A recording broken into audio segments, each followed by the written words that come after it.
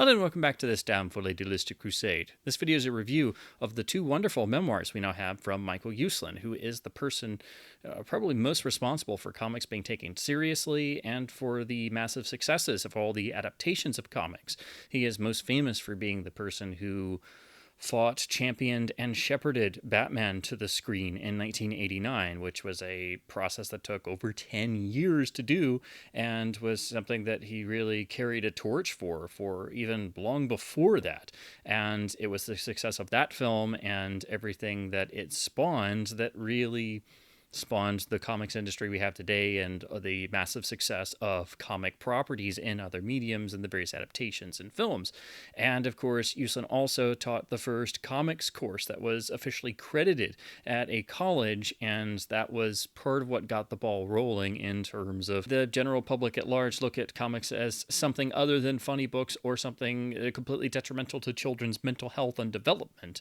And you can't understate the importance of Uslan's efforts in terms of trying to get comics, of course, Batman most particularly, as being taken seriously. And the idea of a serious Batman film was something that got him pretty much laughed at and thrown out of every major office in Hollywood for years. So studying his life and career is really a crash course in the development of how comics are perceived as both intellectual properties and also how comics are perceived by the general public at large. And looking at his body of work and reading these two books shows how that really developed along with his career, and that's why we are where we are today in 2023. You wouldn't have comics the way they are today, and all of especially you wouldn't have comic films at all here in 2023 without the efforts of Michael Uslan, and in particularly Batman 89.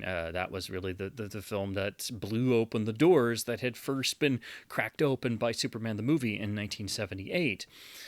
So to look at the memoirs he's now produced, we now have the second volume to follow the wonderful Boy Who Loved Batman, which has been very successful. It was published a number of years ago, and he's done a number of events and book signings and things, and actually it's being turned into a Broadway musical of all things.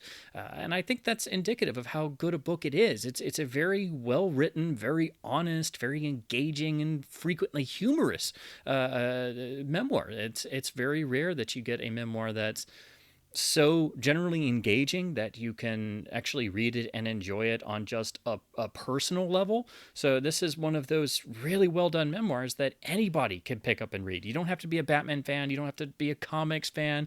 You don't have to be interested in comic film adaptations or be a film geek to actually pick this book up and read it and enjoy the heck out of it. And I think that's part of why it's been so successful in terms of overall sales and high ratings and things outside of comics and Batman fans. So this is an incredibly well done memoir.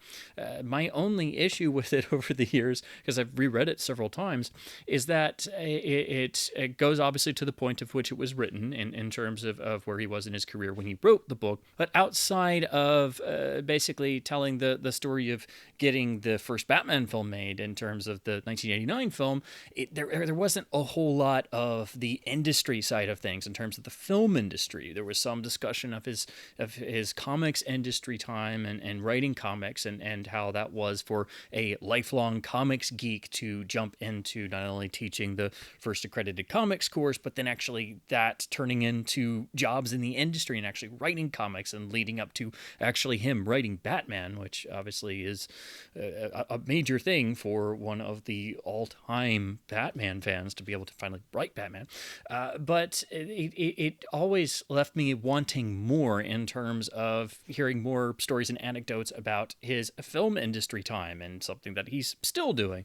And his career has been varied all over the place in terms of not just working on the Batman films, but also producing Swamp Thing and being involved in many television projects and of course many other projects that have never quite gotten off the ground, like the Shadow film that all of us Shadow nerds keep hoping for a true representation of the Night of Darkness, and it seems to be stuck in development hell, but one day I swear I'm going to do it. I swear. I don't know how, but I'm going to do it. But that's what you get in the second volume. So The Boy Who Loved Batman is a great memoir But Batman's Batman, which is the second volume, is where you get all of the wonderful industry stories and anecdotes that you wanted more of in the first book. There were plenty there, don't get me wrong, but it felt like there was enough material, obviously, for more, and that's why I think we now have the second volume. So this is a case where I really think it's good to read both volumes, and they go hand in hand so much that if you haven't read Boy Who Loved Batman already, just go ahead and get both of them, because they're the second book really supplements everything that's in the first book, and it gives you all of the film industry anecdotes and experiences. And what's most rewarding is that it's written to encourage people by being written from the standpoint of somebody who's been through the trenches in Hollywood, obviously, and seen so many hopes and dreams squandered. And it's especially nice to see Uslan write about all the projects that almost were, and then what went wrong at the last minute, or how things fell apart, and all the projects that are never realized. It's done with the same level of honesty as the first volume. That it's very rewarding and helpful for all of us who dream of achieving at least some success in the industry, which seems an increasingly tougher hill to climb. It's nice to read somebody who's been through all the ups and downs and is very honest and forthcoming about it. So that's why this second volume, Batman's Batman, really plugs in and fills in sort of the gaps and the things that you wanted more of in Boy Who Loved Batman. But also that was telling his life story, and it was a personal memoir. So he was talking about his entire life and career. So it can make sense why that book was obviously more focused on that as a whole, with the core theme being running throughout of his lifelong love and adoration of the Dark Knight detective. So it's really great to now have this second volume, and both titles very much explain Uslan as a person and his philosophy, and really the approach of his work. Obviously, Boy Who Loved Batman is very straightforward and very much explains what the book is in the title. But Batman's Batman is a little more elusive, but he gives a great description of it, because it was his producing partner, Benjamin Melnicker, who eventually said one day, when and all the ups and downs and struggles of trying to get Batman made as a serious film and not really getting anywhere, and this sort of 10-year saga to get the film made, which most people are not aware of, just how much went into even getting the 1989 film on the screen and at least retaining that vision. But it was his partner who turned to him one day and said that essentially that Uslan and his efforts and his love of the character and his conviction and sticking to his guns was essentially him acting as Batman for Batman, hence Batman's Batman. So that's why that is the title of the second volume, and that's what it means if you're kind of confused about what the title is of the second book. But I just wanted to talk about these a bit more in video form, because while particularly the first book, Boy Who Loved Batman, has been very successful, and I think it's just been republished in a slightly expanded version, and I'll have links to physical copies should you wish to check these out in the description.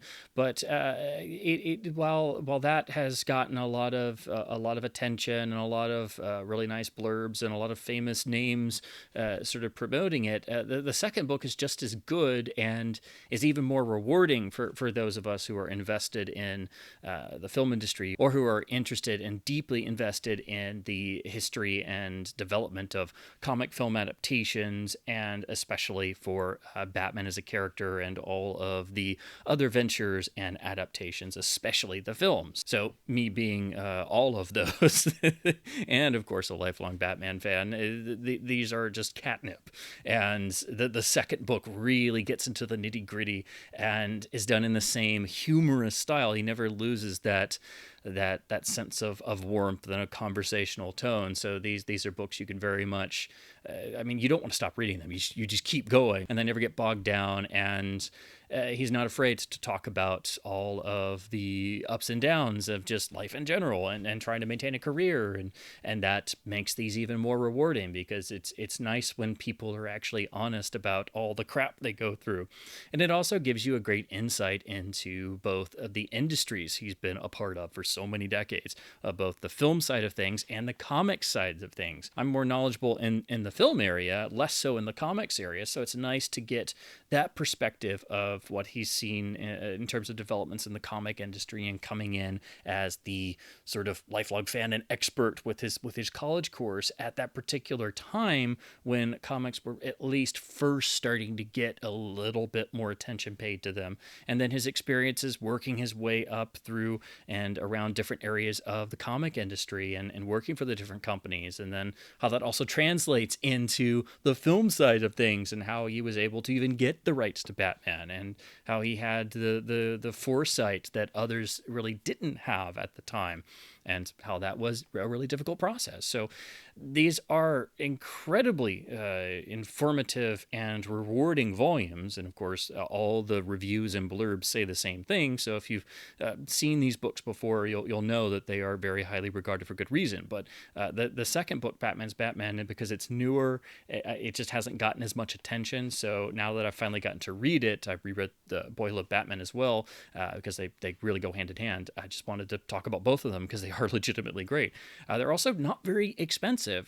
Boyhood of Batman has a nice hardcover edition. It's also in paperback. It's newly expanded as well. And then Batman's Batman is sort of in a nice, fancier paperback edition as well. And neither is very expensive. So these are wonderful volumes to add to your Batman bookshelf, or your film book bookshelf, if you will, that are nice references and also well written and engaging and humorous and honest and conversational, and they're books you can return to. I've already read them more than once each, for sure.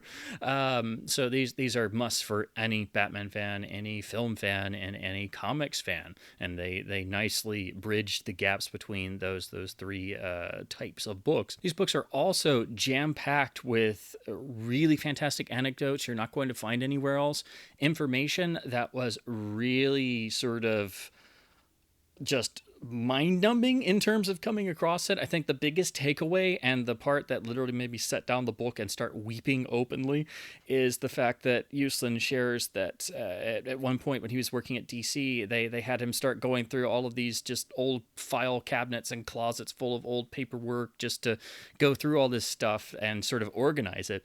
And in the process of doing so, he found basically a work order, or a canceled work order, saying that at some point the Fleischer Studios were going to make a Batman cartoon to follow up their groundbreaking Superman theatrical cartoons.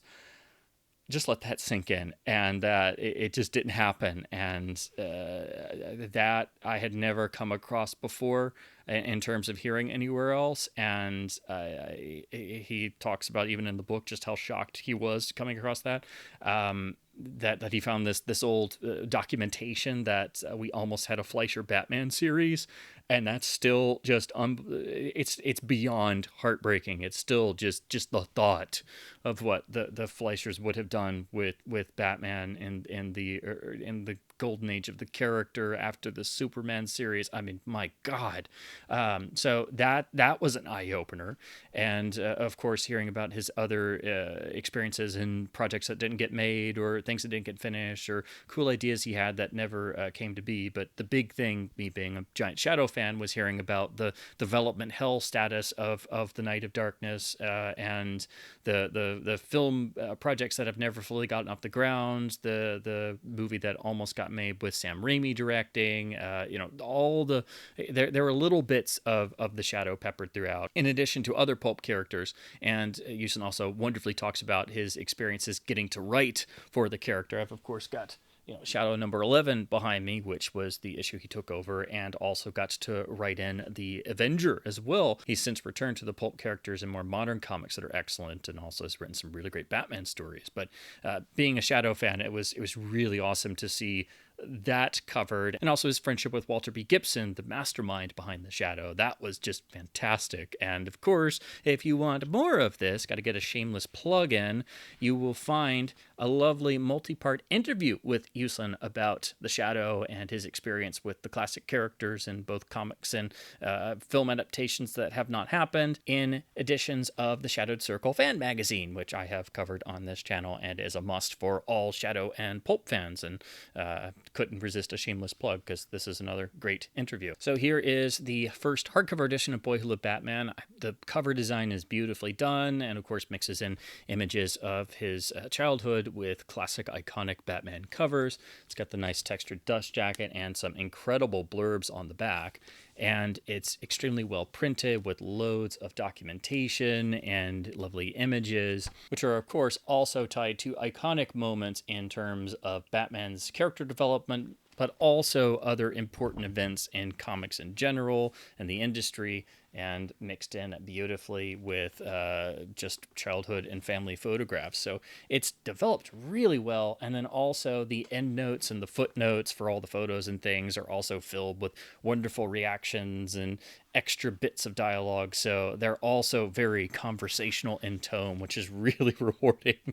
And he is very, very much just speaking from the hip and being completely honest, and also being, wonderfully humorous and different things. And of course is talks at length about the experience of seeing the Batman 1966 series for the first time as a kid, and that really birthing his desire and his vow even then to produce a serious, dark, proper adaptation of The Dark Knight Detective in terms of however he could get it done.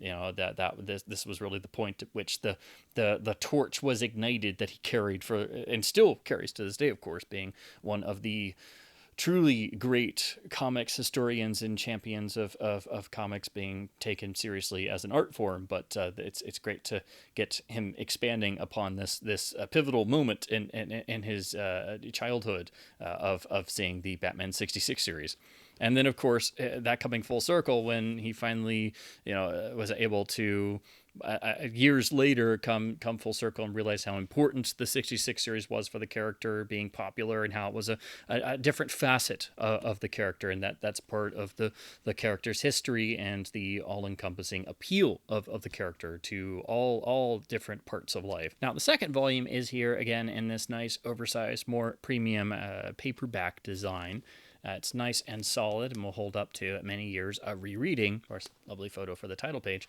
But what's really nice about this, and again, going back to the fact that this is much more of the industry anecdote book, but also from a honest and still humorous perspective to keep the book interesting. The book is divided into chapters based on what Uslan claims are the 13 P's of producing. So we get the wonderful chapter breakdowns, which are all based around these ideas and contain various anecdotes he links to them. But this is also very helpful for, especially people who are up and coming in the industry or who aspire to be in the industry. It's nice when you have a volume like this that, it's basically trying to tell you how it is from somebody's personal experience and all the various ups and downs and crushed hopes and dreams and projects that never came to fruition, and then the ones that finally did. If they finally got produced, did they retain any of their original luster, or were they compromised beyond belief? So it's really nice when you get a volume that